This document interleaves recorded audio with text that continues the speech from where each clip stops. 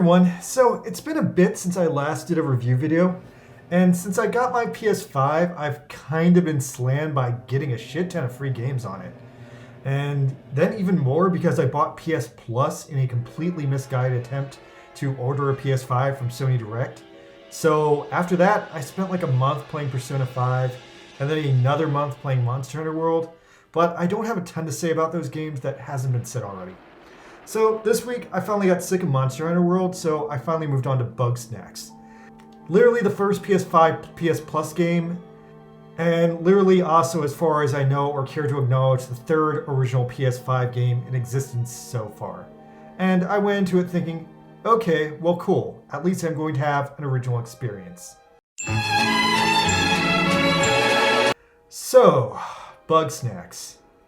BugSnax has been a weird and definitely uncomfortable experience.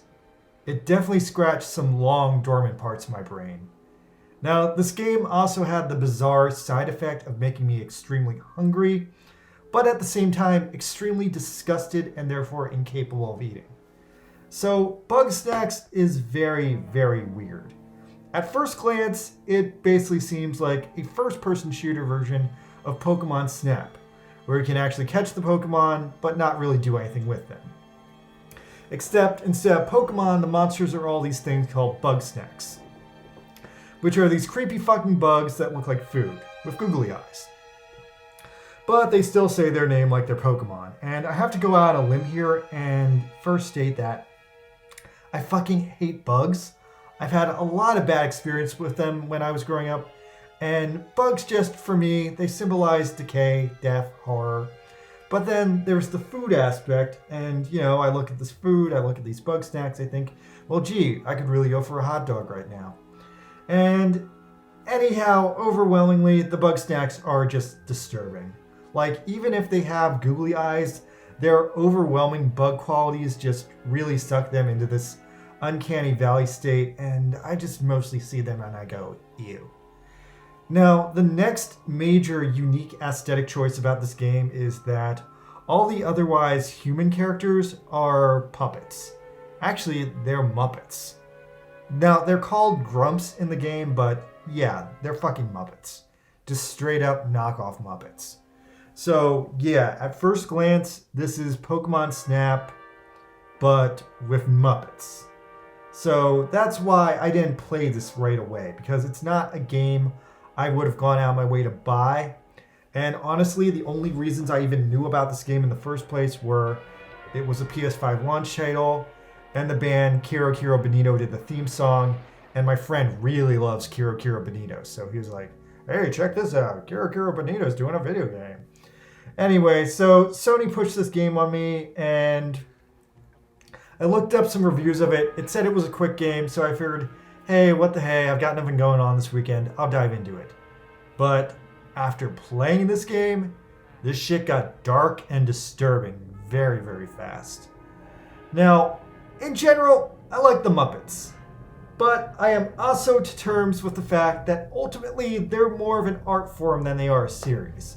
And therefore, the quality of this art form varies dramatically based on where they're being used, who's using them, and especially since Disney has taken them over, they've really lost a lot of the edge they originally had. But then there's the occasional extremely dark take on the Muppets. Have you ever seen Meet the Feebles?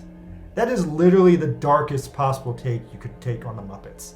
Now, I accidentally watched that movie when I was 7 because it had Muppets in it, and that fucking movie scared me so much to the core that I'm not going to talk about that movie. I'm just going to move on from it now. Now, I know recently that there was another fucked up Muppet movie that I didn't see, and I don't remember the name of it, but I heard that one sucked, so I'm not going to talk about that one either. Although, if I'm being really honest, since Jim Henson, who dedicated his life to pushing the art form, has died, the Muppets and just puppetry in general just, I don't know, lately it seems kind of just like stale and a little bit insincere, especially with the way puppets are used in general. So, anyway, back to BugSnax. So, BugSnax is the story of a world inhabited by Muppets, and it's a video game where in this Muppet world, You are an investigative reporter sent to the mysterious BugSnax Island in search for its founder, the missing explorer Lisbeth Megafig. So you get there, and when you get there, you find the first horrible discovery. The Muppets on this island are eating the BugSnax, and when they eat them, it transforms their bodies into food. It is creepy as fuck. Now, they know it's not normal, but they can't stop themselves from doing it. Horrible discovery number 2. So, in the island, there is this colony city named Snacksburg. And when you arrive, it is deserted and dead because Lisbert's disappearance has led to a general falling out between the various Muppets living on the island. So, the main gameplay of the game is investigating Lisbeth's disappearance, figuring out where she went, and finding the missing townsfolk and catching the BugSnax to bribe the missing townsfolk into moving back to Snacksburg to advance the story. And then you meet all these very annoying and very generic Muppet characters. And, you befriend them, you give them what they need, and the town slowly comes back to life. Now, I will take a second here and just personally say that I kind of hated every single character in this game. Now, it wasn't just the Muppet thing, it was the fact that they were just so vague in terms of characters. They were just these basic archetypes, but they were just really annoying. And I had really no sympathy for any of them. I mostly just kept playing this game because the gameplay was just fun enough, and I was very, very intrigued by the mystery storyline. So then as the story goes on, you get more about the grim backstory of Lisbert's lesbian relationship with another Muppet who ended up turning out to be this drug-addicted moocher. Now, I'm very cool with the gay relationship angle, but they really present Lisbeth's partner as just kind of a good-for-nothing gold digger type. And she's also kind of a drug addict. So yeah, that was one of the things that kind of shocked me in terms of thinking, well, wow, this is really dark, and wow, this is really real, considering it's a story about fucking Muppets on a candy island. And then the next mystery the game threw my way was, as you keep doing more and more quests, you feed the Muppets the BugSnax, and that in turn transforms more and more of their body into food. And then suddenly I got this dark deja vu feeling, and it hit me like a bucket on the side of the head. I knew exactly what the story was, because I've seen this story before. This, my friends, is Matango. Oh, Matango. Now, I have not seen Matango since college, so I stopped everything I was doing at this point, and I immediately rewatched Matango in the middle of playing BugSnax. Go figure. Now, Matango, for those of you who do not know, is a low-budget horror film from 1963, directed by famed Godzilla creator Ishiro Honda. Now, it initially starts off as a horror parody take on Gilligan's Island, with literally the same premise of a group of people representing the various social archetypes of society go on a 3-hour ocean tour and end up shipwrecked on a deserted island. But the twist is that after they end up on this island, there is nothing for them there to eat, except for these strange mushrooms. And despite the castaways having various objections to eating them, eventually they give in to their hunger and they eat the mushrooms. And then the mushrooms whittle away their sanity. And these castaways end up getting reduced into these fucking killing eating machines. And therefore, the moral of the movie is, it doesn't matter if you come from a society where you're Gilligan, the skipper, the millionaire, the movie star, the professor. Deep down inside, you're a fucking ape. And what you want is fucking eating, killing. Ah, Matango. And then, in the finale of Matango, it turns out that anyone who eats these mushrooms for an extended period of time turns into a fucking Last of Us mushroom zombie monster. It's terrific. So, Matango was pretty popular in the 60s and 70s. It was like, your typical weekend horror monster movie. It was originally released in the US as Attack of the Mushroom People, But since the 70s are over, it's kind of faded into obscurity. But it's a great movie just in terms of taking the initial premise of Gilligan's Island and twisting it into a horror movie. And also, it's the first movie to have a fictional depiction of mushroom zombies, which, are everywhere nowadays. So, anyway, back to BugSnax. So, the fucking Muppets start slowly transforming into these disgusting food monsters. And in the meantime, you're also learning more and more about them as, you go through their stories. And they all end up being these pretty weird and damaged people who had their own dark or selfish reasons for turning up on this island. And also in Matango, there's like this orgy scene, but BugSnax seems to imply that the same thing happened. Only instead of being a straight orgy, it was kind of a gay orgy. Dude, remember that time we made out on that Ferris wheel and I said we should move in together? Well, yes, I just thought that we were roommates with benefits. Now, I don't know why so many of these Muppets are gay, but if I had to take a logical leap here, since Lisbeth, the leader of the island colonization group, was a lesbian, it seems that most of the Muppets she invited to live with her on the island were gay too. Okay, whatever. Anyway, gay Muppet game. Continuing. Now, I kind of saw the Matango plotline coming from a mile away when, shit just started to get too real. Also, later in the game, you meet this, sage guru Muppet, and she is on a hunger strike in the middle of the desert because she's kind of come to terms with the dark nature of the BugSnax. But then when she moves back to the town, she ends up corrupted like the rest of them, and, she's secretly eating them after dark. And the last Muppet to turn was the innocent Gramble, who was just trying to farm the BugSnax as either pets or livestock. And either way, he was one of the only holdouts in terms of not eating the BugSnax. So in the middle of the night, I confronted him and force-fed them to him until he was as dirty and corrupted as the others. And I felt really unethical about doing this, but I needed to unlock a trophy, so, had to. And anyway, meanwhile, the player character seems to randomly be immune or otherwise allergic to the BugSnax, which I want to say creates more plot holes than it fills. And anyway, so the story keeps going on, and finally we get to the conclusion. So in the conclusion, you finally find this cave under the island, and Lisbeth is inside the cave, and she's full on become one with the BugSnax and mutated into this hideous, disgusting, size of a truck-sized abomination. And her lover, Agabel, decides to let her absorb her so they can die together as a single monstrous entity. And then the BugSnax are revealed to be more bugs than they are snacks. And they're actually full-blown invasive parasites.